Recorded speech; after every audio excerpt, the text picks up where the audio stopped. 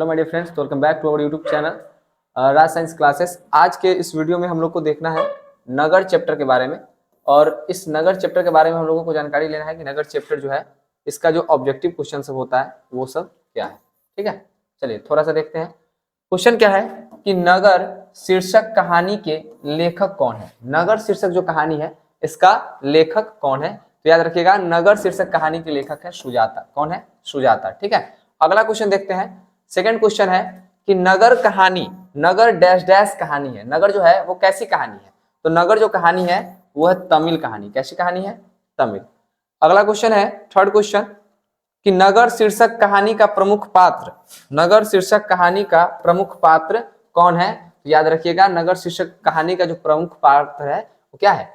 पाप्ती है। क्या है? पपाप्ती। ठीक है, चलिए करा है कि पापाप्ती को उसकी माँ इलाज के लिए कौन से शहर लेकर के गई थी। तो याद रखिएगा कि जो ये पापाप्ती है इसको उसकी माँ जो है वो इलाज के लिए लेकर के गई थी मदुरई शहर। कौन सा शहर लेकर के गई थी? मदुरई। ठीक है, अगला क्वेश्चन है कि पपाप्ती डैश डैश कहानी का पात्र है। तो देखिए अभी हम लोगों ने पढ़ा कि पपाप्ती जो है वो नगर कहानी का क्या है? पात्र है।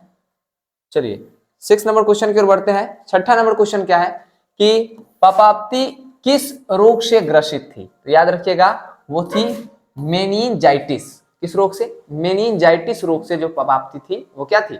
मेनिनजाइटिस रोग से ग्रसित थी। अगला क्वेश्चन है कि पपाप्ती किस शहर पर या फिर कहां पर लेटी हुई थी। तो याद रखिएगा इसको स्ट्रेचर पर लेटी हुई थी। किस पर लेटी हुई थी?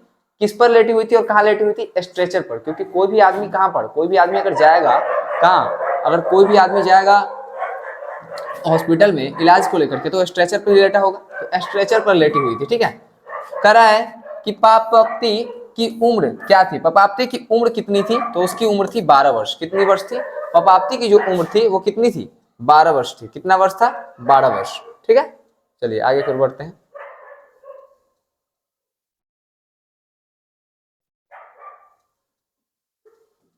थोड़ा सा हम छोटा कर देते हैं इसको। ठीक है, चलिए अगला क्वेश्चन है कि पपाप्ती बेहोश क्यों पड़ी थी। तो बेहोश पड़ी थी तेज बुखार के कारण। क्या था? तेज बुखार था। ठीक है, तेज बुखार के कारण वो बेहोश पड़ी थी। अगला क्वेश्चन है कि अगर पपाप्ती को क्या, अगर पपाप्ती को भर्ती कर लिया जाता तो वह कौन सा नंबर का कमरा होता। अगर पपाप्ती को भर्ती कर लिया जाता तो वह कौन सा नंबर का क्या होता? कमरा होता भाई। तो याद रखिएगा 48 नंबर को कमरा होता। कितना नंबर का कमरा होता? 48 नंबर का। पूछेगा कि पपाप्ती को अगर भर्ती कर लिया जाता तो कौन से नंबर का कमरा उसको मिलता, तो वो था 48 नंबर का कमरा। ठीक है, अगला क्वेश्चन है 11 नंबर क्वेश्चन कि पहले दिन पपाप्ती को क्या था। पहले दिन पपाप्ती को क्या था? तो पहले दिन पपाप्ती को था बुखार। क्या हो गया था? बुखार था। अगला क्वेश्चन है कि वल्ली अमाल से कहां के डॉक्टर ने पपाप्ती को लेकर मदुरई जाने को कहा था। वली अमाल से को लेकर के कहां के डॉक्टर ने पपाप्ती को लेकर के मदुरई जाने को कहा था। तो वली जो अमाल थे इनसे जो गांव का डॉक्टर था, जब ये गांव में गए थे दिखाने, तो गांव के जो डॉक्टर था उन्होंने बोला था कि इसको लेकर के आप कहा जाइए, शहर जाइए। और शहर कहां पर? इसमें शहर में मदुरई का, सॉरी मैसूर आ गया, इसमें मदुरई का नाम लिया गया था। गांव के डॉक्टर ने कहा था कि मदुरई लेकर के जाने के लिए। कहां जाने के लिए? मदुरई। ठीक है, 13 नंबर क्वेश्चन देखिए।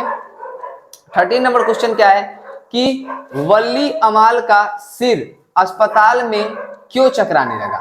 वली जो अमाल थे उनका सिर चकराने क्यों लगा अस्पताल में? पहला क्वेश्चन, वह सुबह से भूखी थी इसलिए कि अस्पताल में विशेष गंध फैली थी, इसलिए कि भूख एवं अस्पताल में फैली विशेष गंध के कारण। यह सभी गलत है। तो याद रखिएगा उनको भूख भी लगा था क्योंकि वो सुबह से भूखी भी थी, और अस्पताल में एक विशेष गंध, एक दूसरी टाइप का गंध नहीं बोल सकते उसको, स्मेल, दुर्गंध बोलिए, वो फैला रहता है ना, उसके कारण। और यहाँ पर फिनाइल उनाइल चाहे जो भी साफ सुथरा के लिए जो भी चीज इस्तेमाल किया जाता है उसके कारण क्या थी? वो सर चकराने लगा होगा। अगला क्वेश्चन पढ़ते हैं हम लोग।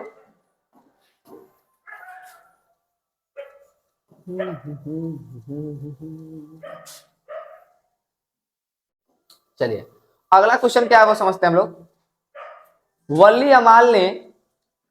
वली अमाल का सिर, वली अमाल का सिर अस्पताल में क्यों चकराने लगा, ये तो हम लोग पढ़ लिए। 14 नंबर क्वेश्चन है कि वली अमाल ने बेटी को ठीक होने के लिए किस मंदिर में क्या किया था? रेजगोड़ी, रेजगोड़ी लिखा हुआ है शायद, यहाँ पर देखिए थोड़ा सा धुंधला है इसकी वजह से दिख नहीं रहा। रेजगोड़ी भरकर भेंट करने की मन्नत मांगी थी। तो कहां पर मांगी थी भाई? तो वो मांगा था वेदी सुमरण ने। कहा? यहाँ पर, ठीक है। रामेश्वरम गलत है ऑप्शन, बद्रिकाश्रम गलत है, ठीक है, अमरनाथ गलत है, ये क्या है? तो ये है वेदी समरण, ठीक है। चलिए आगे की ओर बढ़ते हैं। 15 नंबर क्वेश्चन, वल्ली अमाल क्या नहीं जानती थी? वल्ली अमाल जो थी वो क्या नहीं जानती थी? पढ़ना नहीं जानती थी, रोना नहीं जानती थी। देखो रोना तो वो जानती थी बेचारी, खाना भी कोई भी जानता है, सोना तो कौन नहीं जानता, पढ़ना नहीं जानती थी वो, क्या था? तो पढ़ना इसका क्या हो जाएगा? Right option. अगला क्वेश्चन कि वल्ली अमाल ने बेटी को ठीक होने के लिए, ये वही क्वेश्चन रिपीट कर दिया है, वल्ली अमाल ने बेटी को ठीक होने के लिए कहां पे मन्नत मांगा था भैया? तो वल्ली अमाल ने बेटी को ठीक होने के लिए मांगा था यहीं पर, ऑप्शन इसका डी होगा, ठीक है।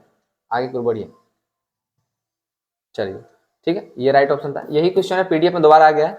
वल्ली अमाल क्या नहीं जानती थी? तो अभी हम लोगों ने पढ़ा कि वल्ली अमाल पढ़ना नहीं जानती थी, ठीक है। वल्ली अमाल को अपने कैसे पति पर गुस्सा आया? वल्ली अमाल को अपने पति पर कैसे पति पर अपने गुस्सा आया?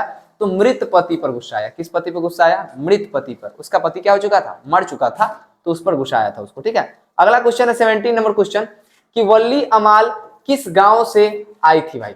तो वल्ली अमाल जो आई थी वो किस गांव से आई थी? तो वो आई थी मुनान डिप्टी। किससे? मुनान डिपट्टी से। कहां से? मुनान डिपट्टी से, ठीक है। अगला क्वेश्चन है कि वल्ली अमाल की लड़की का क्या नाम था भाई? तो वल्ली अमाल की लड़की का नाम था पापाप्ती। क्या नाम था? पापाप्ती, ठीक। अगला क्वेश्चन 19 नंबर क्वेश्चन है, समझिएगा कि सुजाता अपनी रचना शैली एवं किस चीज के लिए जानी जाती है? तो विषय वस्तु के लिए जानी जाती है। किस वस्तु के लिए जानी जाती है? विषय वस्तु के लिए। सुजाता का जन्म कब हुआ था? याद रखिएगा, सुजाता का जो जन्म हुआ था वो कहां पर हुआ था? 3 मार्च 1935, 3 अप्रैल 1935, 3 मई 1935, या फिर सभी गलत है? तो याद रखिएगा 3 मई 1935 को हुआ था। अगला क्वेश्चन 21 नंबर कि कहानीकार सुजाता का असली नाम क्या था? कहानीकार सुजाता का असली नाम क्या था भाई? तो उसका असली नाम क्या था? रंगराजन नहीं था। उसका असली नाम क्या था भाई? रंगराजन भी नहीं था, बी रंगराजन भी नहीं था, एस रंगराजन था। कौन था? एस रंगराजन, ठीक है। और 22 नंबर क्वेश्चन, और शायद मेरे हिसाब से ये आखिरी भी क्वेश्चन है, हाँ आखिरी क्वेश्चन है, कह रहा है कि मदुरै पांडिय लोगों की दूसरी राजधानी है। मदुरै जो है वो पांडिय लोगों की दूसरी राजधानी है। यह किस पुस्तक से लिया गया है? लिखा है, यह किस पुस्तक में लिखा गया है? सॉरी, हाँ, यह किस पुस्तक में लिखा गया है? तो हिंदी व्याकरण नहीं भाई, वेदों में नहीं, पुराणों में नहीं, तुलनात्मक व्याकरण में। किस व्याकरण में लिखा गया है? तुलनात्मक व्याकरण में लिखा गया है, ठीक है। तो आज के लिए ये 22 ऑब्जेक्टिव्स बहुत है। मिलते हैं नेक्स्ट वीडियो में नेक्स्ट क्वेश्चन के साथ, अगले ऑब्जेक्टिव के साथ। तब तक के लिए जय हिंद, जय भारत।